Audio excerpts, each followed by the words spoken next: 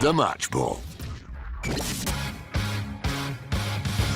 Alrighty, welcome to the show. We are streaming live on YouTube exclusively for our TSB Plus members who also get early access to the Match Ball. You can watch the show later, you can listen to it in your podcast app, and members get an additional bit of bonus chat at the end, don't they? Some extra time at the end. Do you know what everyone gets? What do they get? 10% off at Levi's Solicitors. I'm just going to say now, by the way, much like that game, it's climaxed after 30 seconds because you're heading into the Levi's read now.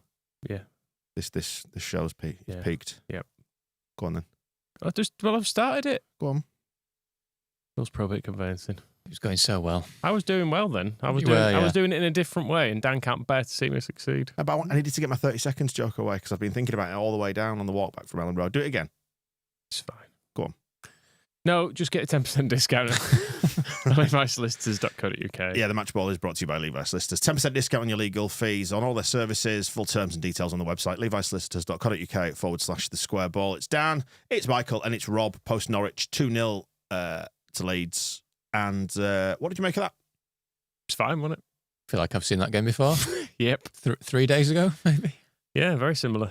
Yeah, it was fine though, like you say. Nice early goal. I didn't realise quite how early it was. I've just had to check. 30 seconds. 33, but according to the stadium clock. Quickest goal of the season in the league. Yeah, it was good. Yeah. Quickest goal since Pablo, maybe? Was that 17 Let's say seconds? yes. Was that 17 seconds? What, against West Brom? Yeah. I missed that one. I saw this one. Yep. Yes. The lad sat in front of me missed it. Quite a few people around me missed it. Getting in very pissed off, to be honest. Just with reference to Michael's stellar read there at the start. Simon's just said, God, Levi's are generous. Don't they know it? Listen, people are talking about him. No such thing as bad publicity or something. I don't know. Anyway, it was a nice goal as well. Really nice goal. Really nice bit of interplay. I was. Were you not really surprised? Did you see how it unfolded? That Brendan Aronson passed the ball quickly. Not that. There is that to talk about. No, it was the way that Norwich was set up. And I noticed it because I was about to say to my dad, I was in the middle of remarking that they were set up in a really weird way to my eye. And then as that happened, we just went and scored because of it. So did you not see that they put 3 men up on the edge of our box, right, to pressurise the centre halves and Meslier. So we just passed it straight out to Bogle. And then just bezzed off up the right-hand side. Little interchange of play, early ball. Put it across. Solomon scored. It felt too easy. It did feel too easy. I'd noticed how high they were pushed up on us, and I thought, why are they not stopping balls out to the fullbacks? But I actually, over the course of the game, tried to figure out what it was they were doing, and it seemed like they were, which is contrary to what a lot of teams do. They were happy to let us have it wide, and they were quite narrow, and they was trying to squeeze the middle of the pitch. But it seemed like they were content to force us down the sides. They were shit though, weren't they? I didn't think they were shit. I thought they were trying. Yeah, they were shit. They offered more than most teams that come to Ellen Road. I thought they offered less than Sheffield Wednesday of the week. I did, and they didn't offer anything. They didn't have a shot on target tonight. I know. I've got the stats. I'll get them on screen in a bit. But yeah, that was the downside to what they were trying to do. Is they were neat and tidy, passing out from the back, but also like almost suicidal on some occasions. Like, what are you doing, lads? And it felt like it was going to backfire. But at no point did the neat interplay lead to anything. Is their keeper Angus Gunn? Yes. We once tried to sign him, didn't we? Did we? It really shows. I'm sure we were linked with him one summer. Was it under Bielsa? I can't remember. But he was the next big thing at one point, wasn't he? He does a lot of Championship goalkeepers. Make me feel a lot better about Ilan Meslier, I must admit. Yeah, I've just seen the closer up replay of that. Yeah, he just gets out of the way of it, doesn't he? Jumps out of the way. Brilliant. Yeah. Oh, did he? Yeah, completely just gets out of the way of it. Just smashes it in at the near post while he's diving towards the far post. Maybe anticipated it going across him. It's bad. I haven't seen it yet. But yeah, it was good fun watching rubbish. him try to play out from the back at times as well. He was shit last year as well, wasn't he, when we played him? They're playing out from the back. I did make a note very early on that they weren't very good at it. I think within the first 12 minutes, we'd caught them out a couple of times, and I felt like we were going to score like that. In the end, we didn't, did we? But no. They didn't seem great. Graham Smith, when he was in the other week, said that about them as well, didn't he? He said they play out from the back. But they're not good enough to do it. But they're not really good enough to do it. Yeah. And I did get that impression. Yeah. There were some really nice, neat little bits where they got out of tight spots, but then it never led to anything. No. That was my overriding feeling about it. It was quite noble, I suppose, what they were trying to do. But it was coming to Ellen Road and rolling over and losing easily. Give him a pat on the head. Yeah. Oh, well done, lads. We've got the luxury of saying that when we've won. No, I felt just like trying to pass out from the back like that, all fine and well. But on the flip side of that, you can see why Farke ball is so effective. Even if tonight wasn't particularly exciting at times, it was just going through the motions, getting the win on the board. You could see how we controlled it so much That they didn't, despite trying to pass and getting into the midfield, they just it never led to anything and no shots. See, I'm perfectly comfortable with us playing against a team that plays like that. Yeah. They're letting them have the ball in non-dangerous they're areas. pretty much perfect opponents for us playing like that. What I don't like is teams putting it in the box, putting us under pressure, knocking it around the back. I feel like we've got quick players who can close that down and we'll get chances from it. I don't like to see a big lump and lots of set pieces. Against most teams in the league, you sort of think it's a matter of time. And the last 2 games, it's been so relaxed because we've scored within minutes of kickoff. You do sort of think, okay, cool, we're going to win. Nice one. Shall we jump straight ahead to dickhead ref chat? Because the ref's decision not to book Tanaka for a second yellow card, for a second yellow card, would obviously meant him walking. I think he was very lucky to get away with that. I think he's just recognising the beauty that he brings to the game. You could see as the ref was walking back, he put his hands up in a kind of a "it's okay, stay away" kind of motion. You know, when he called him over and he gave him that final warning, and it was serious enough to prompt Farker to go early on his subs. Yeah, that is very tight. That is quite a big. I mean, quite a big deal. The Norwich manager, just looking on Twitter, whoever he is, has sort of laughed when asked about that, but then has said that's not why we lost. But then the ref probably didn't help himself in that. In the first 10 minutes, he booked 3 players, including Tanaka. So you do get to that point where it's like, is every foul going to be a booking, or are you going to have to calm down at some point? So I guess he did. Was it, Rob? Can you remember the Norwich player who got the first one very early? That was a genuinely bad tackle, the first one, the one on Byram. Yeah, and Byram's was a booking because he pulled him back. He actually probably didn't need to do that, Byram, and he kicks the ball away, didn't he? Yeah, because there was, I think it was Rodon. It was Rodon Ampadu was coming in covering him, and he probably didn't need to pull him back, but. He had a bit of a tough time, did Byram? Yeah, actually. I was pleased to see that it was the number 25 go off actually when he went off because he'd caused us a few issues, and obviously with Byram on a booking, you're always a bit wary there, aren't you? I think he was sometimes left in a lot of space with Solomon, not always tracking back as well. Like Solomon, he tries to press, but then he does one sprint and he's fucked. He looks very, very tired, but he does try and win the ball high up. But yeah, it's when it gets behind him you start to worry because it leaves Byram exposed a little bit. Yeah, whereas Dan James is constantly back helping out. Well, not just his fullback, just all over the back. He does his defensive zoomies, doesn't he? Just appears from nowhere to come in. With the Tanaka tackle, I was worried when he did it, but then I wonder if the ref was actually put off booking him by the fact that the Norwich player was so clearly trying to get him sent off. Right. Because I don't think it hurt him particularly, and he rolled around and made a right fuss about it. It was like beating the floor and doing the whole, you'd kind of expect his foot to be fully blown off, given the way he was reacting. And then when he realised he wasn't getting booked, he basically just stood up and ran off. Yeah. Do you know what? I've completely forgotten the Tanaka tackle. When I've seen all this talk on Twitter of should have been sent off, I was like, oh, really? And it's because the Norwich player was such a little dickhead. Yeah. I just remember him. Yeah, he was really, really trying to get him sent off, I thought, because I don't think he was actually hurt. Yeah, the other thing that probably helped that situation was that the play went on for a little bit longer, and then there was a second foul. Just diffused it a bit, just it? Enough of a distraction, maybe. Added a bit of confusion. Yeah.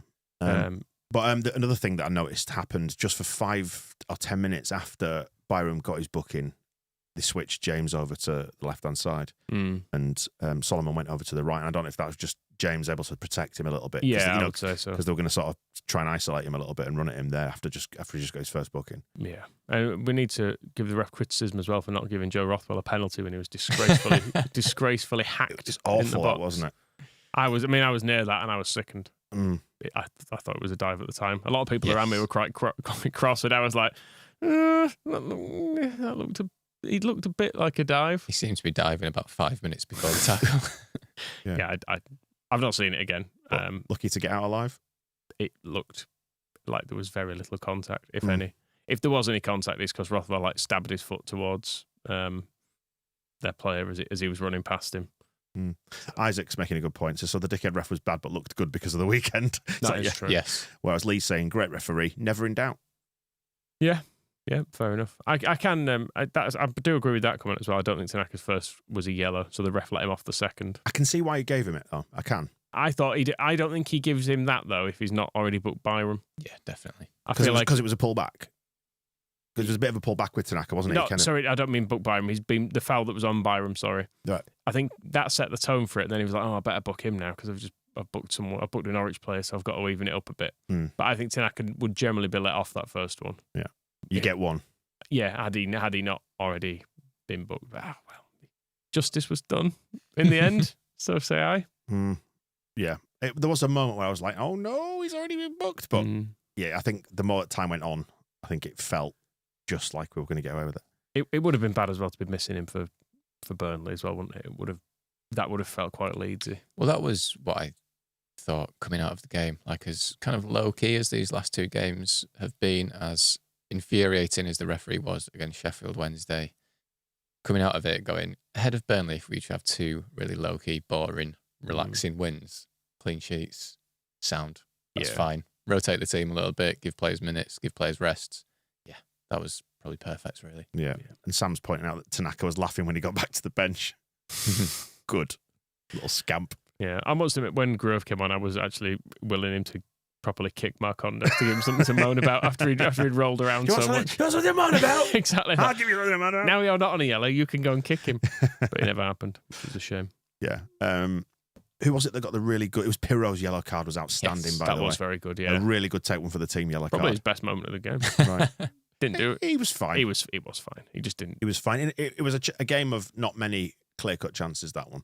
A lot of it played in midfield. He had a couple that just didn't drop to him quick enough, did he?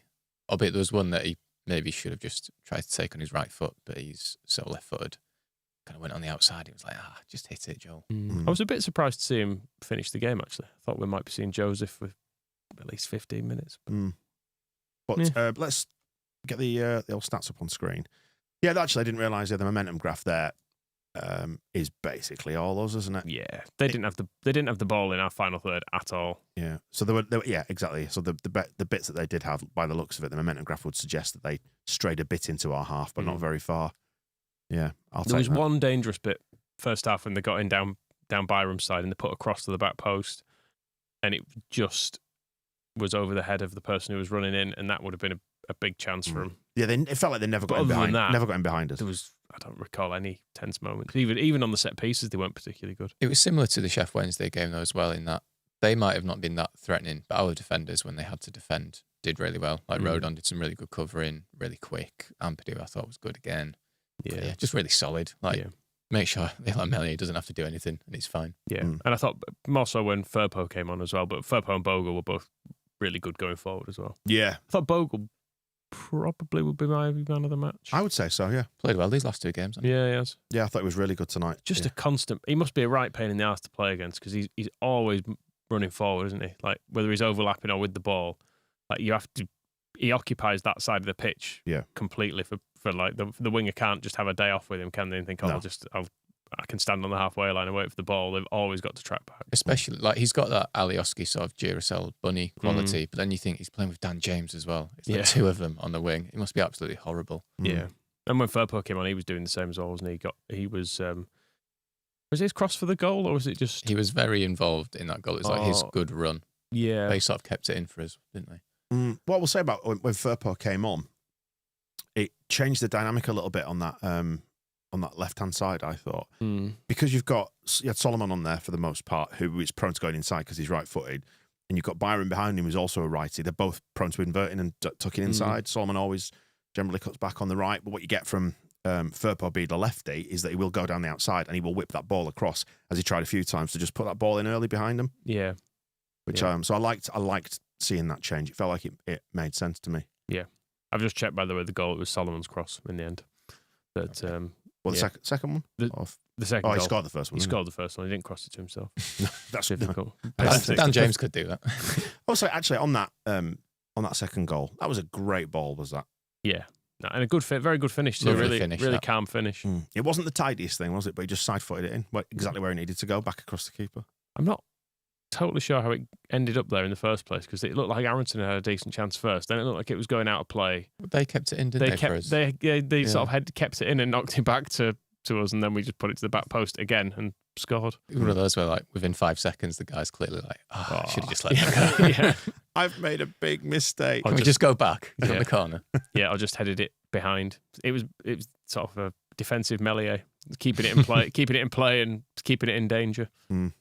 It felt once the second went in, it felt very much game over, didn't it? That's when where Leeds United were top of the league song started. Yeah. It was very nice of the stadium announcer to take the piss as well by announcing their visiting support. Yeah, Big Lee, what was it, 981 supporters? I've not heard that before. No. They don't normally do it. I don't know if they're just the reason the attendance is a bit lower is because there are some empty seats in that west upper. You've got to remember where Big Lee, where he lives, it's in that little alcove just above the tunnel. So you've got the away fans just away to. Is that where he lives? Yeah, that's where he lives. That's really sad. He's got a little. Like you in this office. He's got a little den. Yeah, right. Yeah, like a little badger's set. Oh, okay, yeah. But no, just over his right shoulder is where the away fans are, so he'd hear everything from them. So if they're making any noise whatsoever about crowds or attendances or atmosphere or whatever. The one thing I did hear from them was we were saying that they didn't really have any sort of possession, but there was probably a minute or two spell when they had the ball, and you could hear them singing, "We've got the ball." Yeah. You think, did they also sing "How Shit Must You Be"? It's only 1-0 quite early on. Oh, did they? I think so. I think I just made it out from the other side of the ground. Yeah. I mean, it was after 40 seconds that the Leeds fans were singing "It's a long way to Norwich when you're shit." So fair play to them for hanging around. What did you make of the atmosphere tonight? Given that there've been fairly routine wins with, as I said, like the momentum graph shows it, doesn't it? There was a bit of a midfield battle when they had it. We kept trying to get in, kept plugging away. Eventually broke them down. I thought the atmosphere was actually quite good. It strayed a little bit into the making your own fun territory, though. It was fine. That's good, though. Like, I think it's probably what we've lacked at times, that we do need a bit more of a proactive support at times. I don't want that to sound critical, but sometimes it is like the games are so low-key and in control. It is like we can't necessarily wait for the team to create the fun. Like we had a Becchio song on 43. That was the note I made. That was the most interesting part of the first half. We were singing for Becchio. I was like, sound. Yeah. There was a nice big Ampadu tackle again that gets people going. One in midfield, about half an hour in, I think. He just stepped into midfield and put like a real solid tackle in. Everyone went, "Go on!" And the nature of football, the kind of weirdly, I don't know if it's an Ellen Road thing. I feel like we quite like that sort of thing. The big tackle? No, I was going to say I think it's a general reflection of the way football's gone, to be honest. Because there were points tonight where the ref would give them free kicks for very, very light contact. And you know, when you start to create narrative or whatever in your own head and think, football's just becoming a non-contact sport. I hate it. But it's true to an extent, isn't it? They've taken a lot of the blood and thunder out of football, which it's become more technical and more tactical, I suppose. Speaking of which, did Joe Rodon get a head injury? No, I thought he was holding his hamstring at one point, but I think he was just pulling his pants out of his ass. Oh, okay. But I thought, all right, there's the Rodon sort of injury tonight. But yeah, I'm not sure whether it was or not. That's a first. Unusual. A standard Welsh head injury, though, at the back. Although on injuries, I've just seen Adam Pope tweeting that Farker says Bamford is still probably a fortnight away from returning to training. No, and the window shuts. And in a fortnight, he'll be saying the same. It's the update we needed. Yeah, I mean, let's not worry about that too much. Could just go get a striker, couldn't we? We could. Josh Sargent. Oh, was it nice to see? Do you know what? It was the arrival of Josh Sargent on 58 minutes that prompted my dad to say, "Oh, bloody hell." He goes, "I'm going to watch this downstairs on the TV." 58 minutes. He's rubbish. Don't worry That's about why him. he was watching. I think he went, "Oh, bloody hell." Pure disgust. They just went, "Oh, bloody hell, we don't want him to score," which is true of any team or any player. Yeah. We scored. I think he came on and we scored more or less straight after, and it was his fault. That's what I'm going to say. He got a bit of an ironic cheer, didn't he? Did he? Yeah, it was a bit like, this guy. Yeah, I mean, he did score against us this season, admittedly, but it was a penalty. So, and a penalty against Melier don't count. It really doesn't count. It was like a free hit. Oh, bless him. Well, it is, isn't it? He doesn't save them. When he caught one tonight, there was up in the air. A big cheer. It was a cheer, and the bloke behind me asked the question. He was like, "Was that ironic or was it genuine?" I said, "I think it was a bit of both." It's hard to tell. I do like the last two games. There's been a good lesson though of just not letting any shots go towards him. It's the Felix feed valve. So. Yeah, because you can't let him in then. But I mean, he was fine. I think tonight. Yeah, he caught that one. He punched one that he had to punch. Yeah, fine. Yeah, it was all fine. Right, it was all fine. Yeah, who is it? Idle Matt's dropping some stats into the chat here on the stream. Flames in the chat. Bit of Melier chat disclaimer. I'm all for booting the Stickman Divvy back across the channel. Is PSXG plus minus what? Is 0.02 across the season. That means he's conceded statistically the right amount that's what FB ref is saying. Right, okay. Right. What do you think? Well, it's when compared with other other keepers at top sides, isn't it? I think that's the real point of difference when you look at like Burnley should have conceded 8 more than they have, and Sheffield United should have conceded 6 more than they have, and so their keepers are saving them points, and it doesn't feel like that. But it's not a day for criticising Meslier, really, is it? Not at all. It was fine. He didn't have much to do. It's a day for laughing at Angus Gunn. Yeah, who seems to play very well for Leeds when he's playing against us. Properly rubbish. Yeah, he made a couple of half-decent saves. I think there was one at his near post he had to make. The Bogle one. Speaking of that post, how close was our boy Joss to getting that third goal? Oh, I know. I'd have loved to see him score in front of the cop as well. I think he'd have really gone for it with the celebrations. Yeah. It's on again. It's bordering on testimonial feeling about it. It's a little bit. Just absolutely arrogant, dreadful. Just a great vibes, man.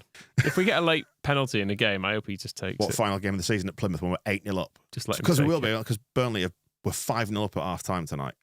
Yeah. Other results. It's been a pointless midweek, really, hasn't it? Right. Well, not necessarily, because there's one less game to play. That's true enough. Yeah. It's all gone as we expect. I'm pretty sure we said previewing this, we'll win and everyone else will win. And that's what's happened. I actually looked at my phone last night and Sheffield United were losing, and I was going, don't verbalise it, don't acknowledge it, try not to even think about it, just look at your phone in an hour. But I cracked and thought, okay, I'll turn it on for the second half. You idiot. Within 2 minutes, Fuck's sake. they'd equalised. Swansea had a man sent off, and I just turned it off. That's the last time I do it. Everyone could see it coming. Did you follow it at all, Michael? I've followed the score. I actually watched it from the start, and Swansea basically were murdering them. Should have been 3 up. Should have had a penalty. Sheffield United should have had someone sent off. It should have been game over by half time. But Swansea Swansea'd it in like they did against us. You knew as soon as they didn't get that second goal that Sheffield United would capitalise on it in the second half. You knew it. And then the red card was ridiculous. Shouldn't have been a red at all. But it just completely swung the game. But whatever. Leeds 18 bastards. Grow up, yeah. 5-0 Burnley tonight at Plymouth. Took the foot off the gas in the second half by the looks of it. But their goal difference is now 27. They've improved that quite a lot versus Sheffield United, who are on plus 22. We're plus 34 now. So again, it's just the clean sheets. You just can't argue with it, can you? Really, like from a numbers point of view, it helps. Yeah, I quite like Farker here disagreeing that Tanaka should have been sent off. Right. Tanaka is the fairest player. He made just 2 fouls today. Two professional fouls. I agree. Yeah, I need to see it again. I'm going full Arsene Wenger on it. I didn't see the incident clearly. In terms of Farker watch, what did you think of him naming an unchanged lineup? Because we spent a bit of time this week, wasted a bit of time this week, speculating on changes he might make for this game with one eye on Burnley, and he didn't do any of it. No, I was a bit surprised, I have to say. It's a bit of a long turnaround, though, isn't it, to Monday? I suppose there was the injury doubts about Solomon and Aronson, but they looked fine, didn't they? Yeah. I suppose the idea is maybe you get it one and then you can take them off. There was a bit where Solomon... Well, I was kind of thinking that was Solomon. We scored in after 30 seconds. You're like, take him off now. He's done his job. Surprised my dad didn't leave then. Thank you very much. Well done. I thought there'd be a bit of rotation. I guess we did see Firpo brought on early, because that's something we talked about as well. Maybe if get Firpo a decent amount of minutes, then play a half each, which they more or less did, didn't they? But Gruev was fine when he came on. I think Gruev's looked good since he got back, considering he's come back 3 months ahead of schedule or whatever. Yeah, I think he's looked pretty good. I think we look at our best when we are trying to thread it through the lines in midfield. That's when we look most exciting, and he seemed to want to do that when he came on. I'm just looking at our statistically speaking, the FOTMob algorithm stuff. Right. Everyone played fairly well. We're looking for man of the match here, are we? Well, just seeing how because my impression of Gruev was that he was fine, and he was 6.5, which lower than most. All the starters did pretty well though, really, apart from Aronson. You really get the impression with Gruev that Farker just loves him as well. Yeah, considering because it was the Harrogate game when he made that cameo, and Farker was like, "Well, if it was a league game, I probably wouldn't have played him." Then since then, he's played more minutes in each game, so he seems to be, I think, gearing him up for a return to the team, particularly with Ampadu playing centre half. I think. I actually kind of forgot he was fit, I have to say, because when Tanaka got that early booking, I was thinking about Gilavogi coming on in midfield. Yeah. And then I was like, oh yeah, Gruev's back as well. Yeah, that's nice, isn't it? The last 2 games, it's taken me a while to recognise who was coming on. Like, who's that guy? Who's the big lad? Yeah. The algorithm is not very kind to Brendy, is it? He's come out of there with 6.6. It feels a little bit harsh, actually. That feels mean, doesn't it? And Rob hates him, and even Rob didn't think he was terrible. No, I thought it was absolutely terrible at the weekend, but I thought it was fine tonight. Like that build up to the first goal twice in the space of about 5 seconds, just releasing the ball straight away. There was a few moments, like you can tell the whole crowd just sees it with him, where there's a bit where he had the ball down the right in front of the East stand, and everyone's just screaming at him, just pass it, Brendan. And he did do it. I know exactly the bit you did. Yeah. But he needed to go early to Bogle, and it needed to go towards the goal, and he waited, and then he played it out towards the touchline, and it was a bit frustrating. Like with Perrault up front, you can see why he likes Aronson, because just the ground he covers. Yeah. But yeah, he against Sheffield Wednesday, I really hated him. But tonight, I thought he was fine. Yeah, I'm just looking at his individual stats on FotMob, and I think he's getting punished because he wins 2 out of 9 ground duels, and he's made 2 unsuccessful dribbles, not out of 2. Right. Although he's created 2 chances in among all that, so it's penalising him for losing possession. He got a better score than Josh Sargent anyway. Right, so that's the important thing. That's a victory for Brendan. Looking at other scores across the team, statistically, Dan James has taken man of the match with 8.7. I thought the right-hand side as a whole, I thought was just brilliant today. They just hassled them non-stop. He's just a pest, James, isn't he? Yeah. I mean, he started well, he got the assist, and then there were a few times where I found him a bit frustrating in the same way he was kind of around that Christmas period where he sort of lost his form a little bit. But then he just keeps working and working and working. And by the end, I'm like, oh no, he's brilliant. He scored a goal. Yeah. Just keeps tackling him. He's got an assist as well. Yeah, you can't fault him. I quite like the thing he does where he spins inside with it as well sometimes. He's he's very difficult to play against. Pirouetting. Pirouette there, can do. Solomon came out with 8.2, Bogle 8. Most of everybody else was in the range of 7s. So apart from Aronson. Byram 6.7. Probably for fouls and yellow cards there. They all scored in the 6s, did Norwich, some of them under 6. So, yeah, fair enough. Would you agree with that, Dan James, as your man of the match? I would lean towards Bogle. I think Bogle, maybe. Either of them. But you can't, Can we give it to the whole right-hand side? The right-hand side of the pitch? Yeah. Area of the match? Area of the match, the right. Yeah. Fair enough. Even though the second goal came from the left. It's been suggested that the wind has chapped our cheeks. I don't think it's that we're all looking slightly ruddy-faced just because it's a bit warm in here. Just always sweaty. Rob does tend to change colour after night games. Yeah. You should see him after we've stopped recording. He goes, frightening. We can open the door. Like Alan Brazil. It's, what is it, Jerry the Berry? The people are suggesting we need an office fan. That'd be lovely. Oh, dear me. But yeah, all in all, I think it's a good night at the office, this one. That's what it feels like to me. Yeah. No, it wasn't a barnstormer, but it was a really good, effective. And at least it doesn't feel like we have to go into Burnley with any mental baggage either. Yeah, which is quite a relief. Yeah. 2 steady wins. I'm really looking forward to that game and seeing what we're about. Whereas if we'd have kind of fucked these last 2 games up, you would be like, oh God, I'm a bit frightened. I mean, genuinely, I don't know, we keep going back to the Blackburn. If we'd have concentrated for that final minute against Blackburn and Meslier hadn't done what Meslier did, we'd have been on 1, 2, 3, 4, 5, 6, 7, 8, 9, 10. We would have won 9 games out of the last 10. Yeah. So that's since Blackburn away. We're still unbeaten in 11, is it? Is that including the cup game though? But even so. Yeah, it will be, because 10 games since Blackburn plus cup game. That's good. So if we do that to the end of the season, that means only a couple more defeats. I'd take that.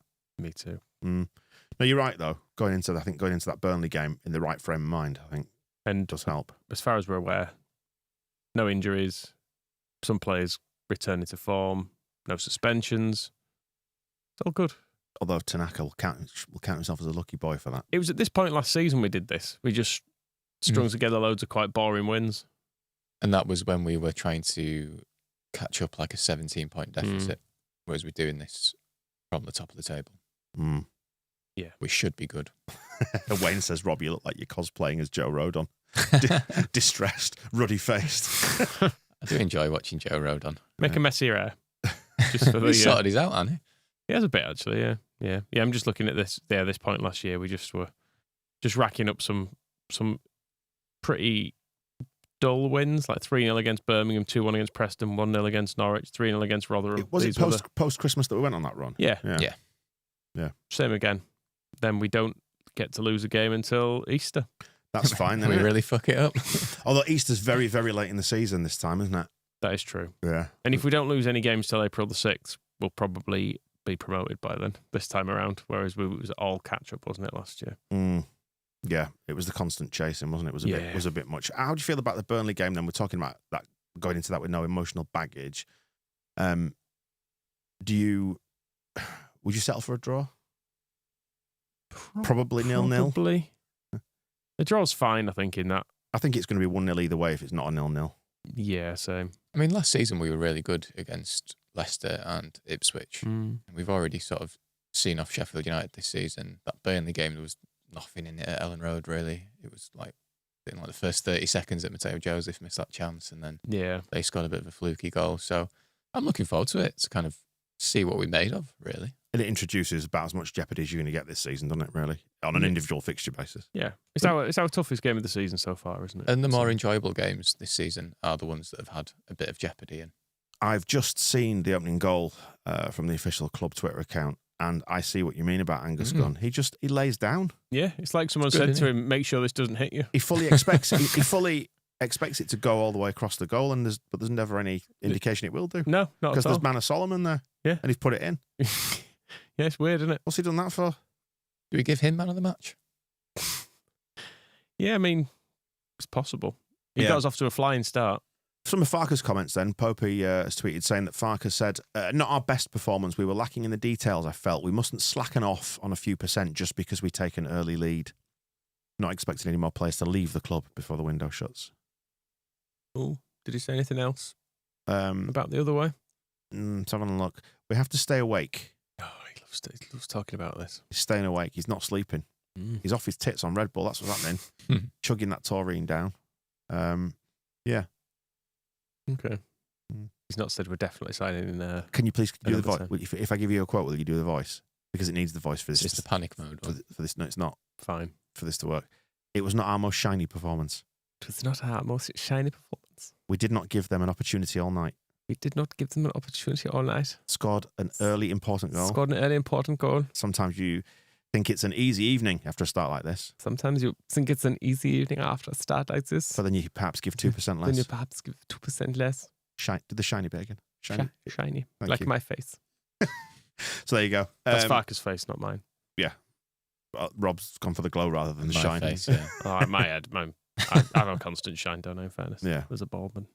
I do. I feel like I have got a bit of a head throb on because it feels really warm. A bit chilly out tonight. Not as cold as it was. How many layers did you go for tonight? Not too many. Did put the long johns on before leaving, but brave move. Yeah. What were you telling me earlier? That you were wearing them to bed because you put the heating on or something? I did wear them to bed. I did wear them to bed the other day. Yeah, wearing them around your house all day, every day. It was cold, and it was after the football. I'd kept them on all day, and then I was going to bed, and I thought, why shouldn't I leave these on? Because you have a wife, Why not treat myself? And she has some standards. Not really. She married me. Let's wrap things up on this thought. What Richard says, and I'll put the comment on the screen. If we continue as we are, we're on for 97 points. Wow. Take that. Yeah, that'd do it. Yeah, it would. Please tell me that. What did we end up on last season? Was it 90? 90. Right. But with 95 did Ipswich get 95 in the end? Bielsa was 93, wasn't it? That was enough to win the league by 10 points. Anyway, let's get 97 then. Let's get more. That's a problem for the end of the season. Yeah, let's get 100. Don't fall short. Right, we'll wrap up the match ball there. Mambas? Mamba number 5. Mambas, thank you all for joining us on the live stream. In the audio version, if you have a look at that in your podcast app, you'll get some extra time at the end of this, some bonus chat. If you want to become a member, the squareball.net/plus. We've got Aidan White coming before the end of the week. We'll have a little chat to him, see what he made of that, and how would you prepare for a game like Burnley against fellow tabletoppers. Insight into the dressing room, Michael, the sort of thing that you offer to this podcast. Thank you very much. You're welcome. Right, we'll wrap up the show there. We'll see you soon. The Match Ball.